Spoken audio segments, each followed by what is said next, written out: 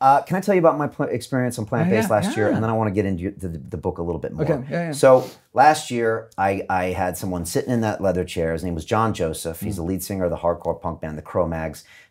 Been plant-based for 30-some years. Amazing. Because he was a Hare Krishna monk back in the day. And he's also done 10 of these Ironman races, which are these really long distance, 12, 13-hour races where you swim and you bike and you run. And so he got in the chair and he was looking at me funny and he said, Brian, I want to challenge you to do a half Ironman. You got 90 days to train. And I was like, first I was like, you must be crazy, because I had never done endurance training. I mean, I was in okay shape, but I had never done long distance swim or run or anything.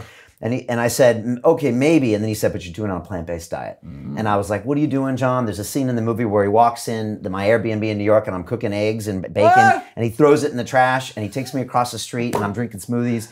And he said, Brian, you're going to not get injured. You're going to be a better performance. And I'm 47 years old at the same time. And I didn't believe him, but I like John a lot. And, he really knows his science. He has a great book called Meat is for Pussies, which again, really kind of addressed this whole, I got to eat meat as men. Yeah. And I appreciated him writing that book and getting in trouble for the title and all that stuff. Although apparently the publisher was their idea. Anyways, so I started eating plants. I told my wife, she freaked out. She's originally from Bulgaria where, she didn't know anything about plant-based diets. But she adopted and adapted, and all of a sudden she's making black bean quinoa nachos with vegan cheese, and we're rocking and rolling. And I had to first wasn't eating enough, so I was a little bit calorie deficit. But once I figured that out, I had a great experience. I ran the race, and I felt so good that I kept it up for the whole year. So a year I went plant-based. And towards the end of the year, I just asked myself this, Michael. I said, am I doing this because I'm dogmatic, or am I doing this because this feels like the best nutrition? And I have a history of doing things because I'm dogmatic, or doing things until they kill me. Drinking, drugs, being a banker.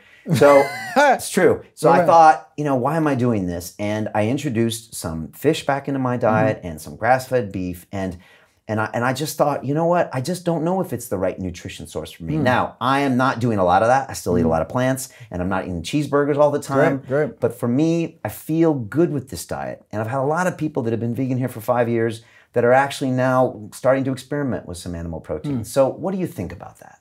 Well, it sounds like you're eating better than 99.9% of people out there, right? So that's fantastic. You're probably right.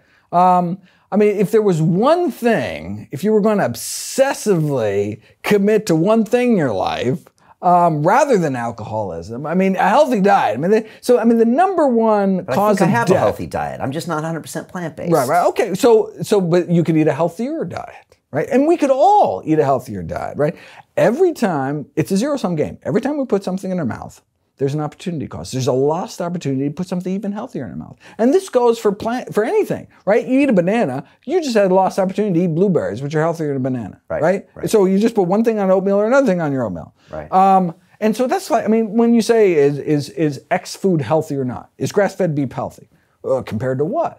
Compared to bacon? Absolutely, right? Compared to chickpeas? Nah, that'd be hard, right? But so everything we eat we should just all try to nudge everything up. And if eating a little bit of animal protein is going to keep you eating all the other wonderful food in your diet, right? I mean, if just that psychologically, right, saying, well, I don't want to be one of them, right? And it's not necessarily that. Or look, I don't want to worry about holidays or whatever it is. Yeah. If that on a day-to-day basis keeps you, stuffing your face with all those healthy whole plant foods, it's not what you eat today or tomorrow or birthdays, holidays, special occasions. It's what you eat day-to-day for like decades from now. What are you going to be in decades? So whatever makes it sustainable for you is the healthiest diet. Okay. So if that includes beef, and if otherwise you would just forget about it, right? So people who go all in, these people like do the cold tofu kind of thing and like all in, and they're like, wow, I feel so good about myself. But then 6 months later, they're back eating cheeseburgers. Well, then maybe if they would have went slower and figured out how to make it work within their lives, make it convenient, and then maybe they would have been doing this. So the 6 months aren't going to help them in the long run, right? So it's really about how knowing your psychology and what's going to keep me in this for the long run, eating as many whole plant foods as possible. And that's really the crux. It's how many whole plant foods are you eating? That if there was one question. And so it's not how much meat are you eating? Right. how many whole plant foods? Now, if you eat meat, you're kind of displacing, right? There's a certain number of calories and satiety that goes along with that. And so you may end up at the end of the day eating less whole. But in terms of health, it's how many whole plant foods you're eating, full stop. And the primary reason these other foods aren't good is because they may undercut your whole plant food consumption, in addition to whatever else they have bad in them. So yes, some have saturated fat or trans fats or too much sodium or cholesterol. But part of the reason that they're unhealthful comparatively is because it's that bite for bite. It's that substituting one for another. And so if you're gonna eat meat, make it the best meat. Right? You're gonna eat cheese, make it the expensive, really high-end cheeses. People are eating Velveeta and American cheese and they're just like, they don't even taste it. They're like watching TV, eating Kentucky Fried Chicken or something. It's like you're not even enjoying, you're hurting yourself. If you're gonna hurt yourself, right? Then you might as well, right, have the best scotch or whatever, right? Then, but that's like the worst of both worlds. It's like you're not even deriving any pleasure from it, right? So look, if you're gonna eat chocolate, eat some really good chocolate. And then it's gonna be expensive, and so you're not gonna get a lot of it, and it's gonna be a special occasion, and it's gonna be, and your body can bounce back from intermittent insults. It's kind of the day-to-day stuff that really builds up. Okay. Now, if I go out and shoot an elk and eat some wild elk, and that's a whole nother thing that people get mad at me about, but are you definitively saying that is going to hurt me, having that meat, as opposed to having a whole food? That's absolutely the healthiest. So elk and moose, 2% fat by weight. 2% fat. When you go to the store and it says extra lean, that's like 28% fat. That's the extra lean, right? Okay. 2%. So so that's actually what chicken used to be in 1896. 2%. Now it's 23%, 10 times more fat. But yeah. So wild caught game without lead ammunition. That's critically important. If you shoot that elk with lead ammunition, it's a bad thing. But so copper jacketed, no lead. But yeah, venison. And so there's actually experiments done. Primarily there's a research team in Australia where they did compared eating wild meat, which is kangaroo there, but that's like their venison. Right.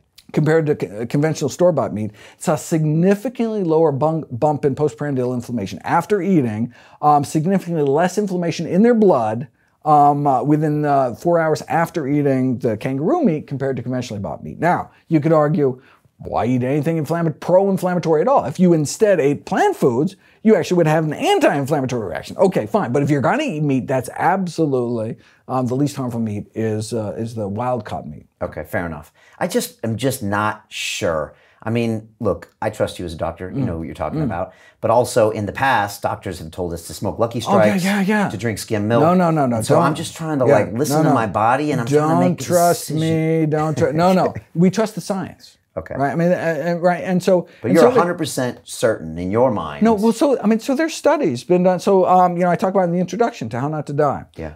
This study. That's the question. Well, like, how much is too much? Right. That's an unanswered research question. We don't know. There certainly is an amount that it's like there's no science in the world that says being a social smoker, picking up a few cigarettes at a party once or twice a year is gonna hurt you.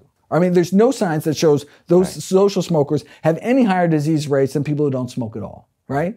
Now we can show smoking a half pack a day, absolutely, right? Devastating, right? But there's some level at which your body should be able to just repair any DNA damage and, get rid of all that tar. And so it's like, okay, well, what is that level? And so I'm always interested in looking for those particular studies.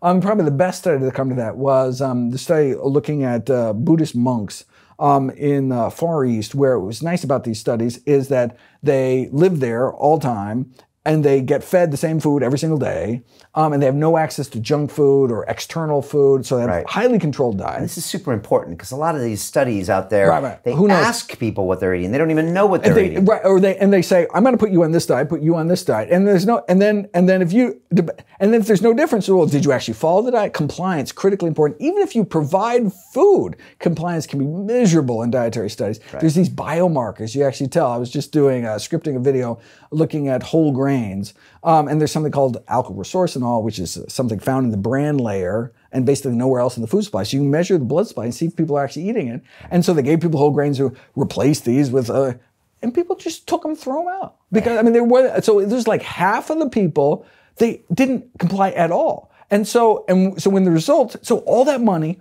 all those resources, that entire, all completely useless because they didn't actually comply with the dietary intervention. Okay, so that's why, right, these kind of studies are nice. Now, this wasn't a randomized study, but there were these two monasteries, and they were one was completely plant-based, and the other one had meat. If I remember correctly, it was like, for men, it was like 1 serving every 2 days, and for women, it was like 1 serving every 5 days, or something like that. So not meat every day, neither group ate, but they seemed to differ. Their diets seemed to differ, and they lived there decades. It's really nice kind of natural experiment that's set up. And so if you would have came to me and asked, predict what the study results will be, and someone was eating meat, 1 serving of meat every 3 days, I'm like, there's not going to be any difference. If you would have asked me, I would have predicted that you're not going to see any kind of end, maybe some risk factor stuff, but you're not going to see actual, end points like, disease risk. Okay. With that time, I bet your body can bounce back from that. Before you saw the movie Game Changers? Because you're eating 1 burrito in Game Changers and you got your blood's messed up and you can't get an erection. So now, all right. But you didn't think necessarily. I was skeptical that they would be able to see. Right. And they found remarkable difference. I forget I think it was like twice the diabetes rates in people eating just a few servings a week. That was really surprising. And so, so that may be too much, but is 1 serving a week bad? We just don't know. The data isn't that granular to really get down there. And ideally, we'd actually have randomized data over long term to actually put it to the test and prove it. So all we really have is the best available balance of evidence, right? Does that mean it's necessarily good evidence? No, it's just, this is the best evidence we have so far. And if it weren't so important, then who cares, right? But when it's literally the #1 cause, so dietary risk, according to the Global Burden Disease Study, in the UK, the #1 killer of Brits is their diet. Smoking's now #2. And think of all the resources, the regulations that go into getting people to quit smoking, right? No, but that's killer #2. Why isn't that same amount of resources being poured into getting people to improve their diet? And there is some, certainly sodium levels have dropped. Right. And the best population level experiment in the world was, this public-private partnership with the UK government, went to the restaurant industry, dropped sodium levels across the board in a playing field, and you saw a dramatic drop in stroke rates, improvements in blood pressure. Really, it's a success story, what's being done here, but nothing compared to what really could be done. So #1 killer is the British diet, just like #1 killer in America is standard American. But it's such a personal thing that if the government starts to regulate that, it's a different thing if you look at cigarettes, because most people would admit that a cigarette is probably harmful to you. Now, but not before. Right. And the science was clear at the time when people were saying, smoking in moderation is fine. Right. When that's not what the science showed. And we were in a similar situation here, where the science is over here, but the public proclamations are far from it. Well, and tobacco lobbies didn't help. And just like the food industry lobbies aren't helping now. So there should be more being done to educate the public, since it's the biggest killer right now. But I like what the British government did is they didn't leave it up to the public, is they're just going to decrease the sodium levels. And look, you can still salt your nuggets all you want, but the fact that chicken nuggets have like half the sodium here that they do in the United States is because Burger King was dropping their sodium too, so no one could kind of out-salt their competitors. They brought the population level sodium levels down, stroke rates came down, and look, you want to pour the whole salt shaker on it? That's up to you. It's easier to add salt to food than to remove salt from food, right? Yeah. So then that puts the power in the consumer. So it seems a little big brothery that they're getting all the restaurant chains to decrease their salt, but no, that's in fact empowering consumers to determine the levels of salt that they want to do. They can always add more. They can't take out less. Yeah.